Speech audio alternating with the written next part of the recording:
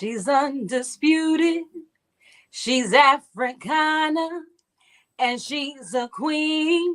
So you better subscribe. Her name is Mo Afro Mama.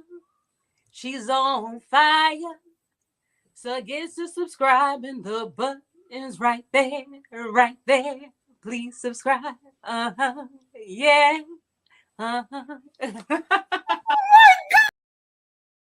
Hello, everybody. It is your girl, the undisputed African Queen, Maud Afro Mama. If you are here for the first time and you haven't subscribed to my YouTube channel, you gotta subscribe, like, share, comment below. Are you feeling love and marriage, Huntsville? We are speaking on love and marriage, Huntsville. You guys, take a second, subscribe, like, share, and follow me on IG as Maud Afro Mama, on Twitter as Maud Afro Mama, and subscribe to this YouTube channel. Okay, we are continuing to see the fletchering. Okay, so this family dinner is becoming a mess, and it's showcasing the difficulties of blending a family. These kids, the family was blending when these kids were young. She's now 28-year-old. Alexis is 28-year-old. But you can see Nell saying, she has been in my life from the time she was 16 months. You know what I'm saying? So she was a young little baby. And the dinner continues, the kids airing their grievances. Chris Jr. is saying, I need my dogs, Mama. I need my dogs. I paid you $3,000. Give me my dogs back. Mama is saying, no, that $3,000 was, if you want us to get technical, that $3,000 was before I took away the dogs. So you had owed me $5,000. You paid me $3,000 back. I gave you another $3,000. Oh, Chris Jr., the math ain't mathing. We don't know why Chris Jr. went to jail. They are not disclosing that information. And then Alexa saying, no, you guys never welcomed me. You barely came to my wedding. She was driving. Lance, who is a daughter of both Chris and Nell, so they share two kids. Nell and Chris shares two kids. That's Chris Jr. and Lance. All right. They both came into the marriage with two kids that were gonna. That's what's his name? What's his name? No, Lance was Nell's son. Okay, Nell came with Lance, and Chris came in with Alexis, right? And then they have a daughter. What's her name? Kayla. Kayla is a daughter, and then they have Chris Jr. So it's a total of 4 kids, and of course they have their niece, Kiki, right? And Alexa is saying, Kayla was driving BMW. Kiki drives another car. Chris Jr. drives an expensive car. Lance drives an expensive car. It's only me. And Dad is saying, don't be materialistic.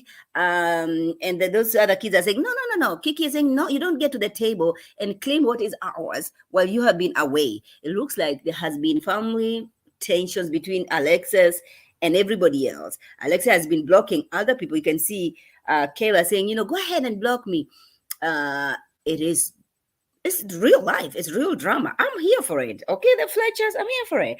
But anyway, she decides to get out. Alexa decides to leave the table, and she wants to go home. And she's saying, you guys barely came to my wedding, and you have not been supporting me. And Dad, Chris, follows her. And that it's when she was in the car, she said, you have not been there for me for the last 28 years. You have not been here for me. And Chris, the dad, was not having it. It's like, that's bullshit. That's BS. I'm not here for it now. I'm very angry. I'm very irritated. Get the hell out of my house and go. And she drives off. And then we see Stormy. Stormy sits down with her husband, Courtney, and she's talking about, how she's been running around the city trying to bring Tiffany and Kiki together. She has a whole lot going on. I say, Stormy, focus on your business. All right, leave these girls alone. Don't let them take away your energy and time that you're supposed to be focusing on the people who've been faking your signature. I think you try to bring, but I get it. She's like she said in her confessionals. Kiki and Tisha reminds her of her mom and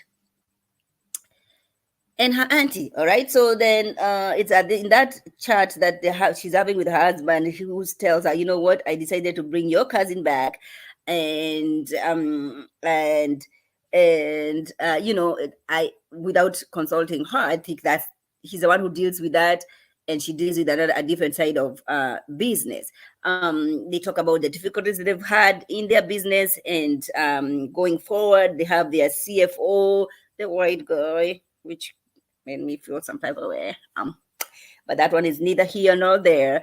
And they discuss how they are moving forward, and that Stormy did not want to bring anybody who was bringing the company down back to the fold. The husband Courtney says, "No, it's okay. I got this. I got this. He is changed. Stormy's cousin has changed. It's okay. He can be brought back to the business." All right. And then moving on. We see Mattel finally moving out. Thank you, Mattel. Mattel is leasing a 5-bedroom house because he has 5 children. I don't know if it's a good financial decision. When you're gonna lease a house, a 5-bedroom house. I don't know. So he finally moves out from Chris' house, and he FaceTimes Chris, and Chris is excited that finally Mattel is moving out. And that conversation, that's when Chris saying, "Yo, why did you show up, and what was going on between you and my wife, because I feel some type of way." And they decide to meet up so that they can clear the air. All right, so then we see Brittany and Mel. Brittany is Mel's best friend, and they're chit-chatting, and Mel is saying, "Why did you come for my name changing party?" She's saying, "I was in Atlanta." And it's Mel say, "You know what? Maybe you need to be part of me finding love again." I say, bullshit. They're not gonna. And I wish they showed us how dating life has been for Melody. That would be interesting, you guys, don't you think? Moving on, we see the daycare for the Fletcher, Growing Smiles Daycare, and Nell is the CEO of the company. She has a daycare called Growing Smiles Daycare. The husband comes over, Chris, and they're talking about the dinner that there was. All right, and she's saying, "Hey, I've had enough. I'm not gonna be crying anymore. I've had enough. I've been giving these kids everything that they want, and for Kiki to say that I'm a difficult one to talk to, that is BS. They say that because you, Chris, you give them everything they want." Chris is saying, no. It's because I try to see their perspective before I start jumping. He's telling the wife, you, on the other hand, you're ready to judge them and cast them out. And Chris is saying, I try to understand where they're coming from. Why did they make the decision that they made? I like the way they it's a good couple. They balance each other. You know what I mean? They balance each other. I like it. And then we have Stormy and Kiki and Tiffany. All right, Kiki keeps sweating quite a bit, but she says it's because of the medication that she's been having, the outpatient therapy that she's trying to get rid of her drugs problem. Yeah, and I'm glad she explained why she keeps sweating, because I was like, oh, every time Kiki shows up, the only time she doesn't sweat is during her confessionals, but every time else she's sweating the hell out of herself. But anyway, so she sits down and she's telling Stormy, they talk about Tisha again, and she says she's done with it. She's blocked her number. Sis, Tisha is not going to call you whether you block your number or not. And she says, I made Tisha, and I'm glad she said that, because I've had enough of people, because they helped you, then you're going to have to keep kiss their ass. And she says, she has this life because of me. No, Kiki, you're not God. What the hell do they... If God decided to have to give Tisha this kind of a life, trust me, you are just being used by God to facilitate that. Now, trust and believe, there would have been somebody else who would have been used to facilitate the blessings, whether it's the loans, whether it's her moving to Alabama or whatever. You're not the only one that God would have used. I think you should be saying, thank you, God, for using me to help my cousin. But for her to sit down there and say, Tisha is where she is because of me, I hate when people say that. Listen, I hate it. You're just being used. You're just a vessel. You're just being used by God to be a blessing to others. And you should not be sitting down, taking the, expecting people to. And I'm not saying that. Listen. both of them have done each other wrong. Both of them have hurt each other. I just don't like anybody thinking that, you're where you are because of me. No, that does not sit well with me. Okay. Then they ran down the interview that Tiffany did, saying that Kiki is trying to be relevant. Kiki is coming for Tiffany, and they talk about Kiki's son going into joining the team. Listen, next episode is gonna be super interesting because we can see Tiffany sitting down with her husband, and the husband is saying, we're not gonna do this because of a reality show. I wonder what they're talking about, you guys. Then we see Tisha and Kimmy, and Tisha thinks that she's pregnant. Girl, stop. No, you're not. Okay.